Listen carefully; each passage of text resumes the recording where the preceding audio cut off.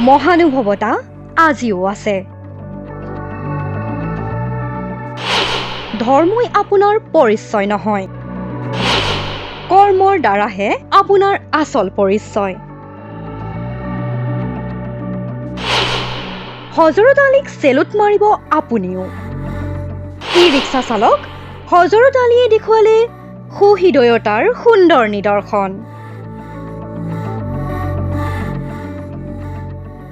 আহক আজি আমি ভাল কামৰ প্ৰশংসা কৰোঁ। এই প্ৰতিবেদনত আপোনালোকে দেখি থকা মানুহজনৰ নাম হজৰত আলী। তেওঁ পেছাত এজন ই-ৰিক্সা চালক। চুমি মুণ্ডা নামৰ মহিলাগৰাকীয়ে হজৰত আলীৰ ই-ৰিক্সাত এৰি থৈ গৈছিল নগদ টকাসহ নথি-পত্ৰৰ এটা বেগ।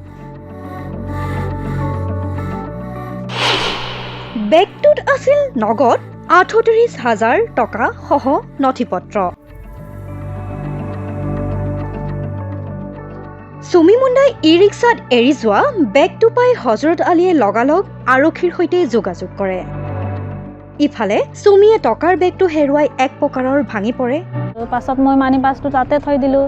তাতে থৈ দিয়াৰ কাৰণে ময়ো পাহৰি গ'লোঁ। এই ল'ৰাটো বহি আছিলে তাতে, সেইকাৰণে আমি আকৌ ইফালে ঘূৰি আছোঁ গোটেই বিচাৰি বিচাৰি টমটমক সুধি। আকৌ দাদাজন বেলেগ মানুহ এজনক লগাই ফোন কৰিছে। অৱশেষত চুমিয়ে ৩৮,০০০ টকা সহ নথি-পত্ৰৰ বেগটো ঘূৰাই পায়। আজিৰ দিনত এনে মহানুভৱতাৰ বাবে আৰক্ষীয়ে গামোচা মিঠাই টোপোলাৰে সম্বৰ্ধনা জনায় হজৰত আলীক। চেলুট হজৰত আলীক। মই মানে আহি আছিলোঁ, আহি থাকোঁতে মানে বাইদেউজনী ক'লে যে নীলপুৰ যাবা নেকি? তো মই ক'লোঁ যে বাইদেউ নীলপুৰ যাব আপুনি? তো লৈ যাম।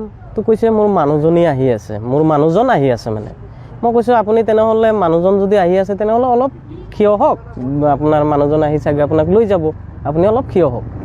তাৰপিছত মইতো গুচি আহিলোঁ। পিছফালে মানুহজনীৰ যে বেগটো থৈ দিছে, পাৰ্চ মানে মাইকী মানুহৰ পাৰ্চ বেগবিলাক, তো সেইটো মই গম পোৱা নাই। তো মই আহি পেলাই পুলিচ পইণ্ট পাওঁ হৈছোঁ আৰু।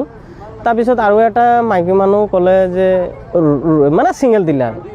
তাৰপিছত ৰখি কৈছে, বাইদেউজনী কৈছে যে তোমাৰ পিছফালে পাৰ্চ এখন কোনে থ'লে? মইতো চিন্তা কৰিলোঁ যে পাৰ্চখন কোনে থ'বনো, পাৰ্চটো মইতো এইখিনি জেগাত মানুহ উঠোৱা নাই। মই চিন্তা কৰি আছোঁ যে বাইদেউজনী ক'লে চোৱাচোন মোবাইল চোবাইল থাকিব পাৰে। বাইদেউজনী ক'লোঁ মই নুখোলোঁ, আপুনি খুলি চাওক। তো খুলি চাইছে বাইদেউজনী, চেইনটো খোলাৰ লগে লগে টকাও চালোঁ বহুত, 500 টকীয়া একদম মানে 40-50 হাজাৰ মান টকা তেনেকৈ থুলমূল টকা মানে হ'ব পাৰে, এনেকুৱা এটা আইডিয়া পালোঁ। নেক্সট কৰিলোঁ সেইটো চেঞ্জ খুলি চাইছোঁ সেইটোত কাগজ পাতি। মই আৰু উপায় নাপায় আৰু মানে ভাবিছোঁ এইটো থানাত জমা দিয়াটোৱে ভাল হ'ব আৰু মইতো আৰু এইটো তাৰপিছত তেনেকৈ আনি মই থানাত জমা দিলোঁ আৰু। News desk report, my news any.